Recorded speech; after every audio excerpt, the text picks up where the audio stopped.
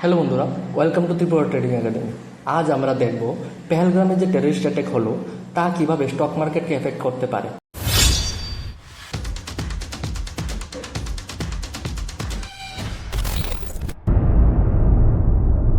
পেহেলগ্রামে যে terrorist attack হলো তাতে নর্মাল সিভিলিয়ান, সিকিউরিটি এবং যারা যারা ঘুরতে গিয়েছিল তাদের মধ্যে ২৬ জন মারা গেছে। এমন অ্যাটাক শুধু দেশ নয়, আমাদের ভিতরেও ইমোশনাল অ্যাটাক করছে। তাতে গভর্নমেন্ট কিছু ডিসিশন নিয়েছে। এর মধ্যে একটি হলো ইন্ডিয়া সাসপেন্ড ইন্দুস ওয়াটার ট্রিটি অ্যাক্ট। সব কিছুর সাথে সাথে আমাদের লাইফে ফাইন্যান্সিয়ালও খুব ইম্পর্টেন্ট। খারাপ নিউজের সাথে সাথে আমাদের মার্কেট যেমন 0.26% কারেকশন হয়েছে, কিন্তু পাকিস্তানের মার্কেট কেএসি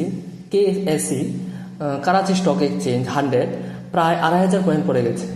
ইন্ডিয়ান সেক্টর যেমন এভিয়েশন, হসপিটালিটি, ট্যুরিজম, যে সেক্টরগুলি ডাইরেক্ট জম্মু কাশ্মীরের সাথে লিঙ্ক আছে, এগুলি বেশি ইম্প্যাক্ট হবে। বাকি স্টক মার্কেটে এমন কিছু ইম্প্যাক্ট হবে না।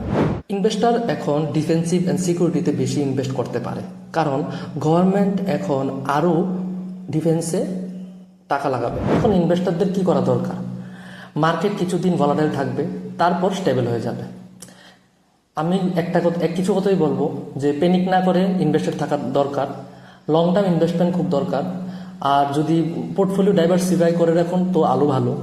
ভিডিওটা যদি ইনফরমেটিভ আর ভালো লাগে তাহলে লাইক করতে পারেন, সাবস্ক্রাইব করতে পারেন। Thank you.